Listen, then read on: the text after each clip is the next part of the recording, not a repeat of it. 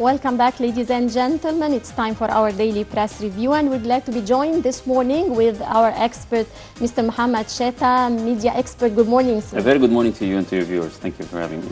The papers all focused on the second phase of the parliamentary elections, which started on Saturday for expats in 139 countries around the world, and will start in 13 governorates inside Egypt today, Sunday, November the 22nd.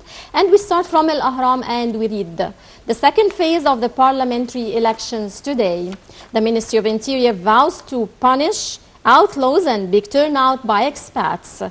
Today, the second phase of the parliamentary elections in 13 governorates. The High Election Commission says changing the hours of the curfew in North Sinai to ease the voting process. 61 embassies and 6 international organizations follow up the election process. The Minister of Interior says a complete strategy is to secure the polling stations and the voters. The Ministry of Education hands 4,992 polling stations and 2,842 ambulances for the medical security of the vote.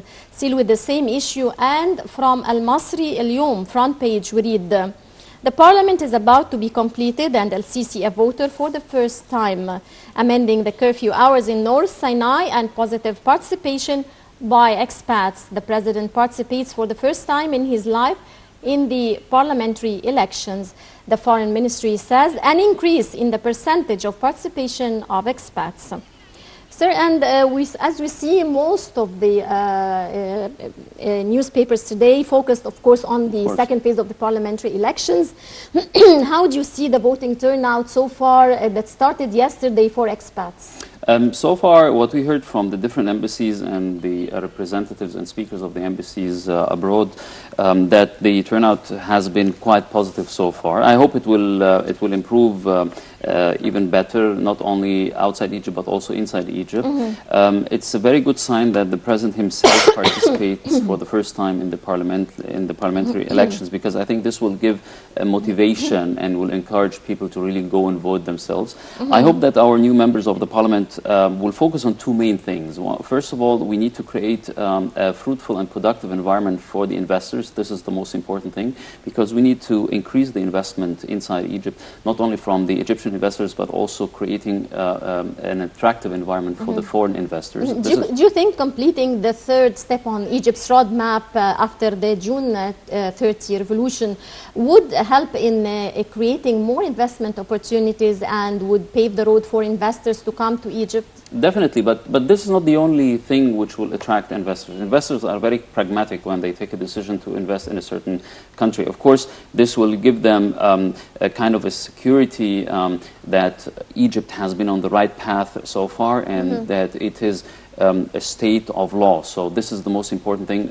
Investors need to have laws, reliable laws and credible laws, so that they would invest in a country. And I think this will give also a very positive impression overall, not only for the financial sector and industrial sector, but also for all the other political key players worldwide, that Egypt has promised what President Al-Sisi committed during the June 30th revolution. So I think this is a very positive sign. Again, what I would like to mention, it's not only about creating an attractive environment for the investors, but we also need some laws which will make the life for the Egyptians easier in Egypt. And one of the most important things I think the members of the parliament should concentrate on is implementing the law on everyone. And this is something very crucial and very important. For instance, this morning, just on my way here, all the microbus drivers and the taxi drivers, they are actually the main cause for the traffic disaster we have in Egypt. So we really need very strict laws in order to get some order into our traffic system. The other thing which is also very annoying are the many cars which are driven by police officers without license plate or with tinted glass. I think if you want to implement the law, and if you want the Egyptians to respect the law, most important is that the law enforcement people themselves who are supposed to enforce the law should respect the law themselves. And I think it's very important that the Minister of Interior really takes care of this issue, because this is something really, really annoying. And if the people get the impression that police officers can do whatever they want with their cars and driving without license plates or with tinted windows, with extremely tinted windows, then they will never respect the law. So I think those are two of the main things which the members of the parliament should really take care of. Of course, and we're looking, of course, to a higher voter turnout during the second phase, which starts today and end tomorrow, Monday, November the 23rd, by the end of the day. Hopefully. Right, and back to Al-Ahram front page, and we read, Al-Sisi calls for facing the attempts of trying to link terrorism with religion. Al-Tayyib says renewing the religious discourse to be able to express the real nature of Islam. Al-Sisi highlights the importance of spreading the real image of Islam. The president says to the Council of the Wise Men of Islam, the current reality forces us to increase the spaces of understanding. The Grand Imam of Al-Azhar, during the inauguration of the meeting of the council, says burning the Holy Quran and the mosques in the West are the fuel or the extremist thoughts, launching 16 peace envoys around the world to correct the wrong concepts. Still with the same issue, and from Al-Yom Al-Sabi, we read, against the burning of the Holy Quran in Europe, the anger of the Grand Imam of Al-Azhar, Al-Tayyib says the behavior of the West fuels terrorism. The Council of Muslim Scholars held an emergency meeting headed by the Grand Imam of Al-Azhar, Sheikh Ahmed Al-Tayyib, on the backdrop of the recent terrorist attacks that rocked the French capital. In his speech, Sheikh Ahmed Tayyib said the world should notice the difference between the core values of Islam and the actions of some extremists. And now, dear viewers, we go to this report and we'll be right back. Egypt's top Muslim cleric said on Saturday that terrorism was a disease that used religion as a front, and that it was wrong to blame Islam for crimes like those last week in Paris. Sheikh Ahmed Al-Tayyib, the head of Al-Azhar, the Center of Islamic Learning in Egypt, told the meeting of the Muslim Council of Elders, which he heads, that he condemned the Paris bloodshed and an attack by militants on a hotel in Mali on Friday. The Grand Imam said this violence had no link to authentic Islam. Al-Tayyib added that terrorism was a life philosophy whose followers are willing to die, but it was not the byproduct of any faith, but rather an intellectual and psychological disease that used religion as a front. Daesh militants killed 130 people in Paris in a series of attacks a week ago, and Al-Qaeda-affiliated militants killed 19 people on Friday in an attack on a hotel in Bamako, the capital of Mali. The top Muslim cleric issued an impassioned appeal to disassociate Islam from extremist attacks, saying that Muslims themselves had suffered most from the catastrophe of terrorism. Al-Tayyib, head of the prestigious Islamic Al-Azhar institution, also appealed for an end to anti-Muslim violence in Western countries, such as attacks on mosques. Al-Tayyib said that those who have burned Qurans or houses of God, mosques in the West, should know that these acts are also terrorism by any standard. Al-Azhar has denounced violence by the Daesh group and other extremists that this month struck Beirut, Paris, and Mali. Welcome back, ladies and gentlemen. Sir, renewing the religious discourse to be able to express the real nature of Islam, how can this be achieved in your opinion? It can be achieved in a very easy way. We need to transfer our messages to a much broader audience abroad. We need to be able to talk to them directly through channels like Nile TV, the English programs of Nile TV, the French programs of Nile TV. I think Nile TV should also consider a German program because Germany is playing a very important role in the European Union, right. and Germany is also a very important partner for Egypt. So tourism-wise, the German tourists were one of the the most important and the #1 tourist in Egypt at some phase. Point And time, I think we should get back to that, and we should explain to the German tourists and also the other international tourists what the real message of Islam is. And I think this is extremely important, because we need to show them also that the Muslims are suffered so far the most from all these terrorist attacks which are linked to the Islamic religion, which is of course completely wrong to connect terrorism with the religion.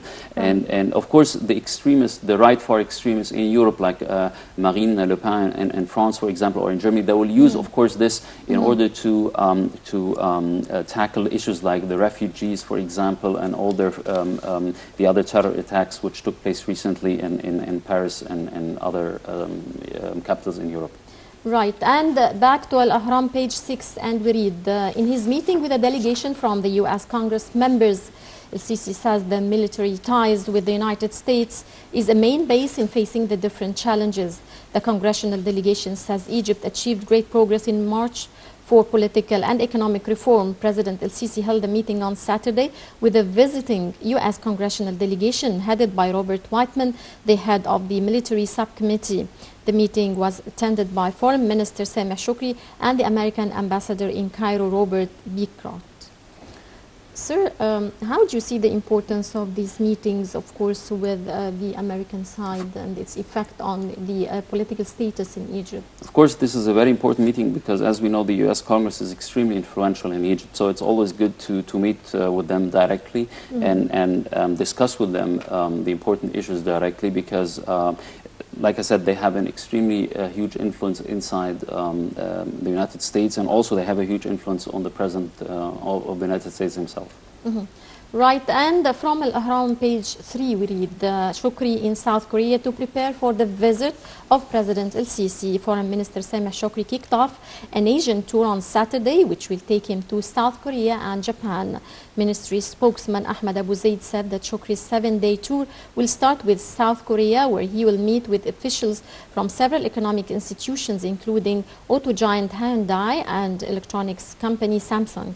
The top diplomat is also set to hold talks with a number of senior Korean government officials to discuss bilateral relations. In Japan, Shoukry will meet with officials from the Japanese Agency for International Cooperation and the Bank of Japan. His visit is aimed at reviewing the latest developments in Egypt, including the ongoing parliamentary elections. So, of course, these visits by President El-Sisi to different countries around the world has its importance and its effect on the economic status, especially this upcoming visit to South Korea. Of course, the visit to Japan and meeting with the representatives of the JICA is extremely important, because the JICA, the Japanese Agency for International Cooperation, has been very active in Egypt. But what is even more important is, of course, the visit to South Korea, because here we're talking about very large potential for a cooperation between the two countries. The fact that Minister Sameh Shoukry met with auto giant Hyundai is extremely important. But I would like to really give an advice to him and to President El-Sisi that we should concentrate on getting new factories in Egypt for exporting, not for the local markets. If the gentlemen from Hyundai are going to meet with President Sisi just to make a new factory for Egypt for assembling cars to be sold in Egypt, then I think this should not be of interest for the Egyptian government and the Egyptian economy. I think we should, if they are considering a new plant in Egypt and a cooperation, then it should be about a plant with a capacity of at least 300,000 to 400,000 cars for exporting to the international market. This is the only way that we can benefit from something like this, because actually Hyundai has not been very successful in Egypt recently. They have been making lots of money, but they have been providing the Egyptian consumer and the Egyptian market with the least quality and the least safety equipments, for example, in the cars. And I think this needs to be changed. We need to have very high safety standards like the ESP, for example, and the tire pressure monitoring system in the cars, in order to reduce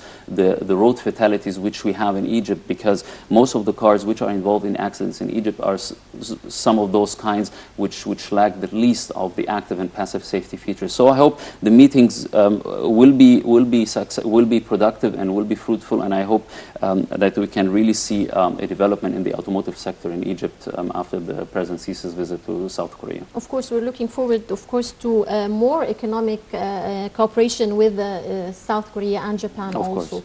And we move on to Al-Masri Al-Yawm, where we read an international state of emergency against terrorism. The UN Security Council approves a French-sponsored draft resolution to fight Daesh, and Belgian authorities close down Brussels' subway system and flood the streets with armed police and soldiers in response to what they said was a threat to Paris-style attacks.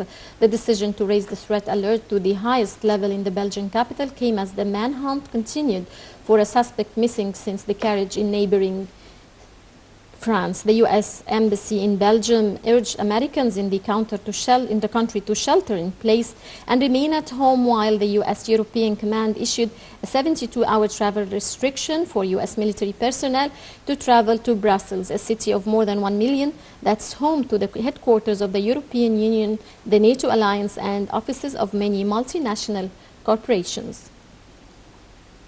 And ladies and gentlemen, we now go to this report and we'll be right back. Brussels was on terror lockdown on Saturday in fear of a Paris-style attack, with a gunman wanted over the deadly rampage in the French capital a week ago, still on the run. The Belgian capital closed its metro system and shops and public buildings. This as a terror alert was raised to its highest level over reports of an imminent threat of a gun and bomb attack similar to the horror seen in Paris. Investigators are working around the clock to track down Belgian-born Salah Abdul Salam, one of the gunmen still on the loose, after a coordinated wave of attacks on Parisian night spots on November 13 that left 130 people dead.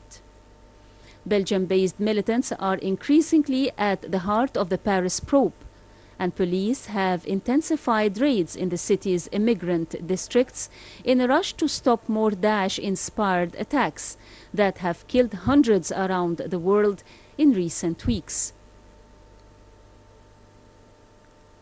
Prime Minister Charles Michel said authorities feared a Paris-style assault with explosives and weapons at several locations. The carnage in Paris has put all of Europe on edge amid fears that Daesh